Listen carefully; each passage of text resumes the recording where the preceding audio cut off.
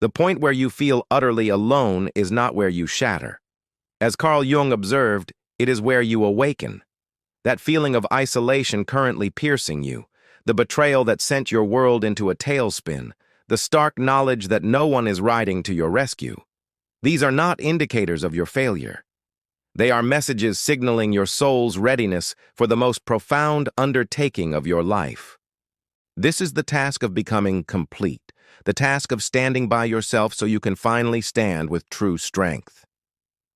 It's about discovering your inner light precisely when all external lights have been extinguished. You've been living under the influence of a perilous misconception, the belief that you require others to be whole. That external affirmation defines your value and that you can't possibly survive, much less flourish, without a constant stream of validation and aid. Jung penetrated this comfortable illusion. He recognized that depending entirely on others for your emotional equilibrium isn't true connection. It's a form of psychological reliance that keeps you fragile. The individuals you await, the approval you pursue, the rescue you plead for. These are external supports that actually block you from finding the indestructible strength that is forged only in solitude. Here is the secret about being on your own.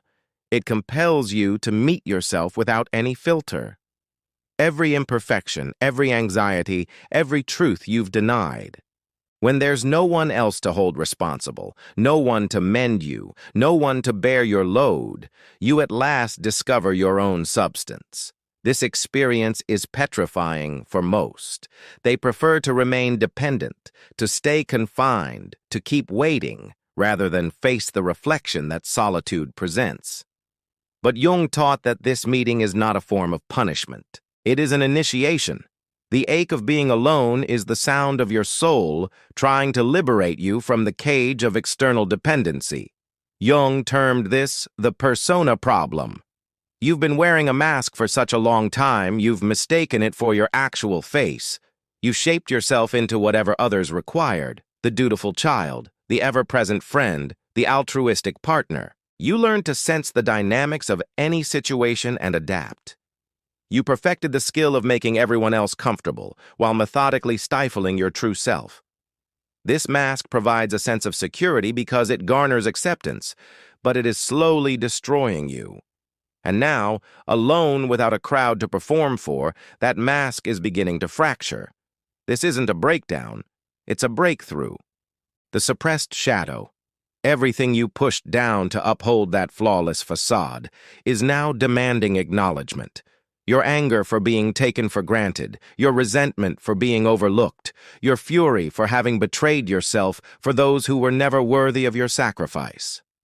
These are not malevolent feelings. They are your truth fighting to emerge. Jung found that those who hide behind perfect masks become unconsciously hazardous, not necessarily to others, but to themselves. All of that repressed energy creates pressure in a sealed vessel. Inevitably, something must burst. Your present crisis is that very explosion. The loneliness you're experiencing isn't a void. It is a deluge. It's years of unacknowledged truths pouring into your awareness simultaneously. This is the reason it is so painful. You are not losing your identity. You are discovering it. And this discovery demands that you mourn for every false version of yourself you portrayed, for every compromise, for every instance you said yes while your soul screamed no, for every relationship where you invested your all and got nothing in return. Let the pain come, let the anger surge, let it tear you open. Because what lies on the other side of this agony is the person you were always destined to be. The initial lesson of solitude is fierce. Convert loneliness into power. Cease labeling your isolation as a penalty. Begin to perceive it as a period of forging. You are not alone due to being unlovable. You are alone because you are being shaped into a being that cannot be broken by the absence of others. This is individuation, Jung's term for becoming a psychologically integrated whole. It involves cultivating a conscious dialogue with your unconscious. It involves confronting your own darkness rather than casting it onto others. It involves becoming your own wellspring of light instead of perpetually seeking it in someone else. Consider the vast energy you've expended trying to convince people to stay, to validate your worth, to earn affection that ought to have been given unconditionally. All that frantic work to evade being alone has prevented you from learning what you become when you stop fleeing from solitude. Jung explained that the true threat is not the darkness itself, but rather being unaware of your own darkness. When you decline to examine your shadow, you give it absolute power. It manifests in ways you fail to see. You become the clingy one, the embittered one, the perpetual victim, all while convinced you are something else entirely. Conscious recognition changes the game. You look your pain in the eye and ask what it's here to teach. You cease awaiting external saviors and start cultivating internal fortitude. You realize every person who departed did you an immense favor. They compelled you to stop outsourcing your emotional well-being. They drove you into the very fire that forges self-sufficiency. This isn't about growing cold or detached. It's about becoming complete, about nurturing something solid within you that doesn't disintegrate when others let you down. The second revolutionary lesson is to learn self-soothing. Your entire life, you've sought comfort from external sources. Someone to reassure you that things will be fine, someone to embrace you in your sorrow, someone to affirm your pain and give it meaning. This is normal. It's human. But it's also a limitation, because when you assign others the duty of managing your emotions, you render yourself powerless. Jung noted that psychologically developed people cultivate what he called an inner parent. This is the part of you that can witness your own suffering without being consumed by it, the part that can guide you through hardship without requiring someone else's support. This is not about negating your need for human connection. It's about satisfying your own needs first, so that your connections enrich your life rather than becoming its sole definition. You learn to be with your discomfort without instantly grabbing for a distraction. You learn to experience your emotions in their entirety without needing another person to make them vanish. You learn that you hold everything required for your own healing. The solace you're looking for is already inside you. It has always been there. You simply didn't tap into it because external fixes were more convenient. But convenient is not the same as strong. Convenient fosters dependence. Difficulty builds strength. Make this a daily practice. When the pang of loneliness strikes, instead of immediately phoning a friend or doom-scrolling, sit with it. Notice where it resides in your body. Inquire what it wants. Frequently, loneliness isn't really about missing other people. It's about missing yourself, the self you forsook to accommodate everyone else, the self you disowned because it didn't align with what others desired. That self is summoning you back home. And the only path home is through the pain of acknowledging how far you've strayed from your own truth. The third lesson may be the most difficult. Self-validation. You have lived your life assessing your value through the lens of others' responses. If they lauded you, you had worth. If they disregarded you, you were worthless. This turned your self-esteem into a hostage of other people's temperaments and biases. You became dependent on approval as if it were a narcotic, constantly chasing the next dose and crashing when it was withheld. This is draining. It's unsustainable. It is why you feel so hollow now that external praise has vanished. Jung taught that whole individuals have faith in their own insights. They know their own minds. They value their own principles. They own their needs without apology, without constantly seeking consensus. This is not arrogance. It is sovereignty. You become the ultimate authority on your own existence, not in a combative manner, not in a loud display, but in a silent, centered, unshakable way. You cease debating with people who fail to see your value. You stop auditioning for acceptance. You quit justifying yourself to individuals committed to misinterpreting you. This transition feels isolating initially because you're accustomed to external agreement making things feel real. But that external approval was always precarious. It shifted with others' problems, moods, and projections. It was never truly about you. It was always about them. Genuine self-validation is the acknowledgement that your worth is non-negotiable. You are here. You feel. You observe. You possess knowledge about your own experience that is inaccessible to anyone else. And that inner knowing is sufficient. You don't need a chorus of agreement to have faith in yourself. Begin with small steps. Recognize when you question your own judgment because someone else sees it differently. Notice when you invalidate your own emotions because someone called you too sensitive.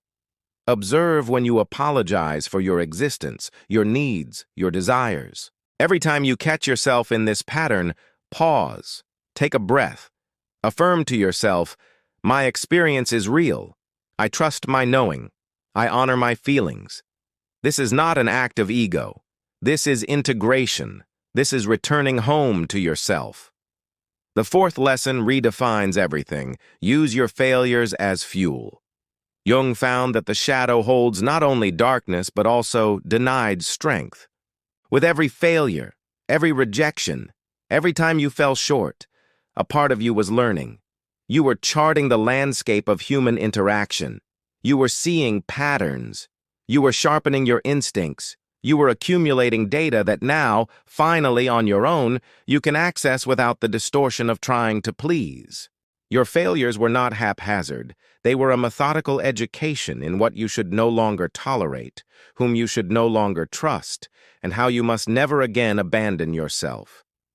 This is shadow work, taking every painful event and mining it for its wisdom. You are not required to be thankful for mistreatment. You do not have to forgive those who broke you.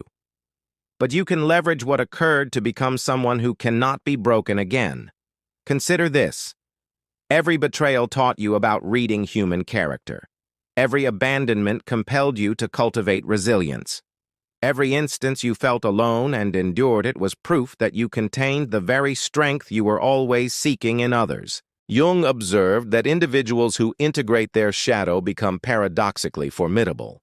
They blend compassion with unyielding strength. They are kind to the deserving and enforce strict boundaries with those who are not. They expend zero energy on people who decline to engage with authenticity. This isn't cruelty, it's clarity. You no longer cast your pearls before swine. You no longer set yourself on fire to keep others warm. You become tactical with your energy, your time, and your love.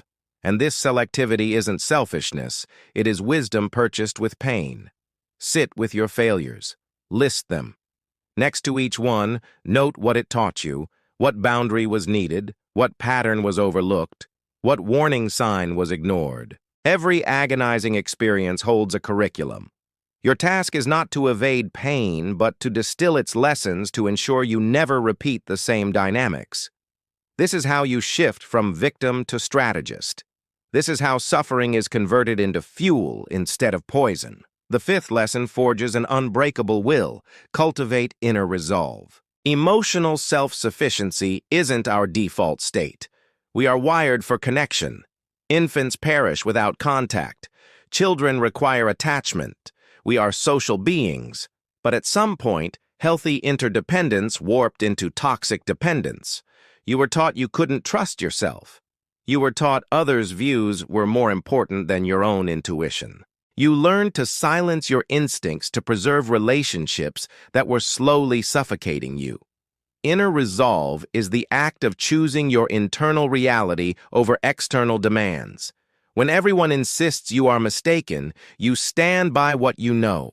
When people attempt to guilt you into staying small, you choose to grow regardless.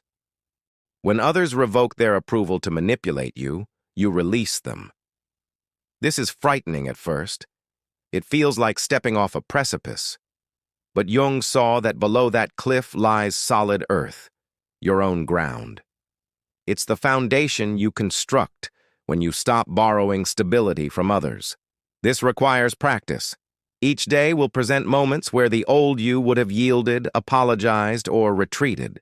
The new you will pause, breathe, and choose differently. It might be saying no without a long explanation. It might be standing in your truth while others dispute it. It might be exiting a conversation that is disrespectful. Every small choice fortifies the muscle. Every boundary upheld builds strength. Every time you prioritize your own knowing over their comfort, you become a bit more unshakable.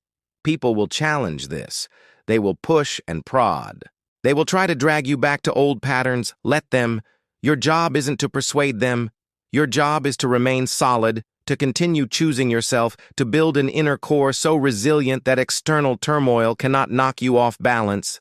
This is not about becoming hardened. It's about becoming integrated, soft and open to those who have earned it, while resolute and protected with those who have not. The sixth lesson is profound. Find clarity in silence. Solitude is not the same as isolation. Isolation is forced upon you. Solitude is chosen. And within chosen solitude, a kind of magic unfolds. The external noise ceases. The incessant stream of input from others, their opinions, their demands, their projections, it all falls silent. And in that quiet, you can finally hear yourself. Your genuine voice. The one you silenced while trying to appease everyone else. The one that knows precisely what you need, what you want, and what you will and will not tolerate. Jung called this conscious discrimination, the capacity to separate your own psychological material from what you've absorbed from your environment. Most people never master this skill. They carry the weight of others' expectations, fears, and criticisms as if they were their own. They feel guilty for things that are not their burden. They feel shame for traits that are actually strengths. They feel lost because they are living by scripts authored by people who do not truly know them. Silence cuts through this confusion. You sit by yourself. You breathe. You ask yourself sincere questions and await authentic answers. Not the answers you've been conditioned to give, not the answers others expect, but the answers that emerge from your true center. What do I truly desire? What do I truly need? What do I truly value? These questions scare people because honest answers may demand a total life overhaul. Leaving the career, ending the partnership, admitting you've been living a life that isn't your own. But ignoring these truths doesn't make them vanish. It only shoves them into the shadow, where they curdle and poison everything. Jung taught that consciousness is painful, yet vital. You cannot change what you will not acknowledge. You cannot heal what you persistently deny. And you cannot become whole while you remain scattered across the expectations of others. Silence provides the space to reclaim the dispersed fragments of your identity and piece them back together according to your own blueprint. Treat silence as sacred. Dedicate time daily to be alone, without devices, without external input, without any escape. Just you and your breath. Just you and your thoughts. Just you and the truth you've been running from. Let it rise. Let it speak. Let it reveal who you truly are underneath all the layers of conditioning. This is not about comfort. Comfort is overvalued. Clarity is the real prize.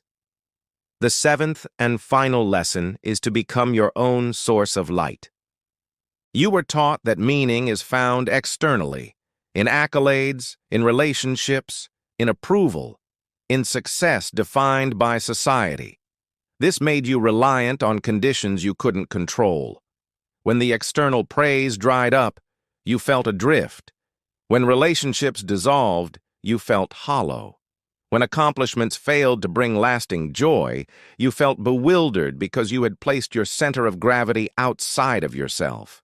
You made other people and events responsible for your inner peace. Jung discovered that integrated people generate their own meaning. They don't sit around waiting for life to bestow a purpose upon them. They create it from within. They know what matters to them. They understand their reason for being. They know the theme of their life, not because it was assigned to them, but because they chose it. This is radical responsibility, not for what befalls you, but for the meaning you derive from it. Not for the actions of others, but for your own reactions. You become your own source of light by refusing to live in a reactive state, by consciously selecting your values, and by constructing a life that reflects your truth, regardless of external approval. This doesn't occur in an instant. It is the work of years. But it starts now, in your solitude, in your pain, in your absolute aloneness. You have no alternative but to become your own light, because all other sources have gone dark. And this compelled transformation, this demanding initiation, is the most precious gift you will ever be given. In the years to come, you will look back on this period and see it as your true beginning. The moment you stopped waiting for a savior and saved yourself, the moment you stopped seeking your reflection in others' eyes and found it in your own, the moment you became psychologically complete, not flawless, not finished, but whole, capable of a love that doesn't drain you, capable of a connection that doesn't demand you erase yourself, capable of standing alone without being lonely. This is the essence of Jung's individuation. You integrate your rejected aspects. You trust your own inner wisdom. You generate your own stability. You become the person you always needed. Not because others changed, but because you did. Not because your situation improved, but because you evolved beyond needing your situation to dictate your inner world. You became sovereign. And sovereignty isn't something others can grant you. It is something you claim when you finally cease waiting for permission to be who you have always been. You are alone at this moment for a reason, not because you are unworthy of love. You are being prepared for a life where you can stand firmly in your truth without apology for relationships, where you participate as a whole person instead of a desperate half, for a future where external validation is a pleasant bonus but never a necessity. You are being forged in the fires of solitude into someone unbreakable. Trust this process. Honor this pain. Do the work. Your aloneness is not your damnation. It is your becoming. Subscribe for more insights into Jung's discoveries on the path from dependence to sovereignty, from external validation to internal authority, from loneliness to wholeness. Thank you for watching. See you in the next dimension.